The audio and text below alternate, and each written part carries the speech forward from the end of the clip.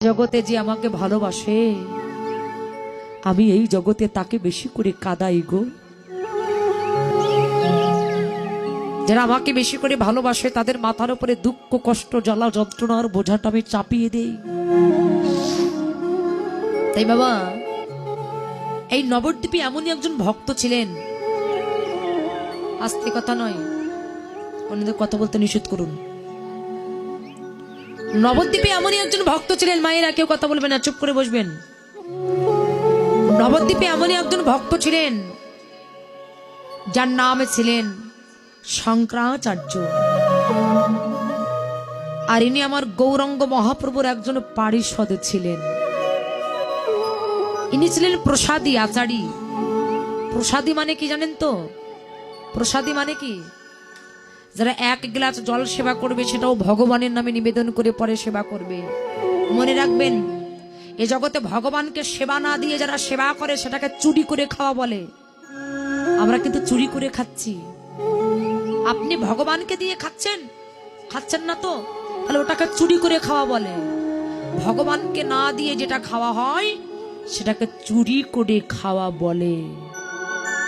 তাই নবদ্বীপে এমনই একজন ভক্ত ছিলেন গৌরাঙ্গ মহাপ্রভুর পারিষদ, যিনি প্রসাদী ছিলেন, আচারী ছিলেন। ভগবানকে না দিয়ে কখনো কোনোদিন তিনি কোনো কিছু গ্রহণ করতেন না। কিন্তু বাবা ইনি কি করতেন? প্রত্যেকদিন ভিক্ষা করতেন। ভিক্ষা করে যা পেতেন ভগবানকে সেবা দিয়ে নিজে সেবা করতেন, কিন্তু তার ভিতরে কোনো সঞ্চয়ের বাসনা ছিল না। কি গো, আমরা যে এত কষ্ট করি, আপনারা এত কষ্ট করেন, ব্যবসা বাণিজ্য করছেন কেন? সামনে যেন আরে 1-2 বছর আমি ভালোভাবে চলতে পারি, তাই না? আর ভগবানকে যে ভালোবাসবে তার ভিতরে যদি সঞ্চয় বাসনা থাকবে, এইদিকে লক্ষ্য করবেন, আমার দিকে লক্ষ্য করবেন, আন দিকে তাকাবেন না, মন দিয়ে শুনবেন। বলছে যার ভিতরে সঞ্চয় বাসনা আছে সে কোনোদিন ভগবানের কাছে স্থান পায় না। তাই যদি পেতেন, ভগবান সেবার পরে হর্তিকে সেবা করতেন। গোবিন্দ দাস একটা হর্তিকে বেশি করে রেখেছিলেন কালকের জন্য। ভগবান কি করেছিলেন?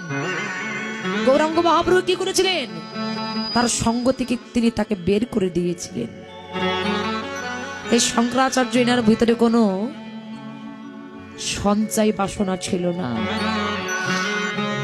ইনি প্রত্যেকদিন ভিক্ষা করে যা পেতেন ভগবানকে সেবা দিতেন। তা আজকে ভিক্ষা করতে গেছে, কিন্তু কোন দ্বারে যে এক মুষ্ঠ টন্ডুল পাই নাই, মানে ভিক্ষা পাই নাই। ওনার স্ত্রী ছিলেন বড় বুদ্ধিমতী, ওনার স্ত্রী ছিলেন সহধর্মিণী। ও মাইরা, স্ত্রী সবাই হতে পারে, বউ সবাই হতে পারে, কিন্তু সহধর্মিণী কয়জন হতে পারে বাবা?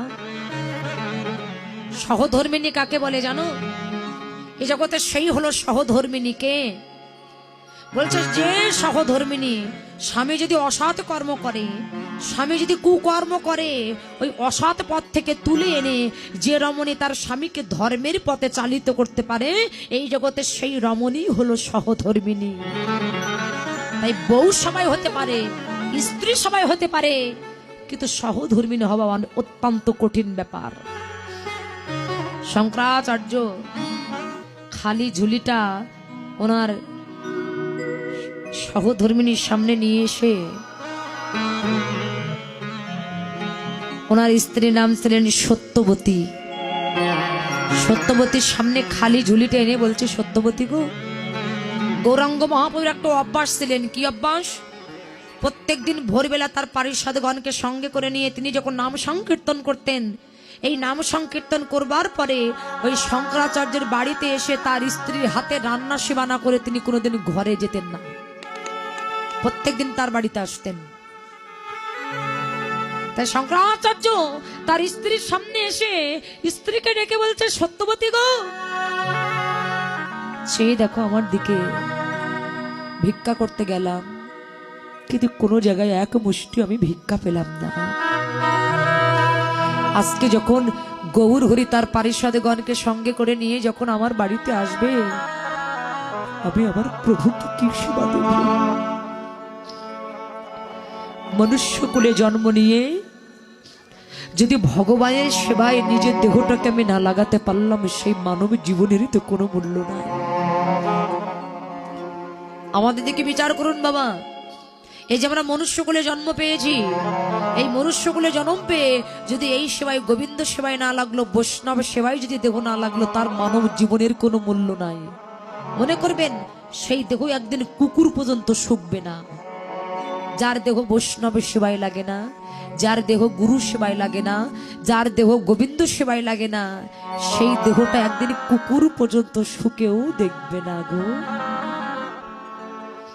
শঙ্করাচার্য নয়নের জলে কেঁদে স্ত্রীকে ডেকে বলছে, সত্যবতী গো, আজকে সকাল বেলা আমার গৌরাঙ্গ মহাপ্রভু তার পারিষদগণকে সঙ্গে করে নিয়ে নাম সমাপন করে যখন আমার বাড়িতে আসবে, আমি আমার প্রভুকে কি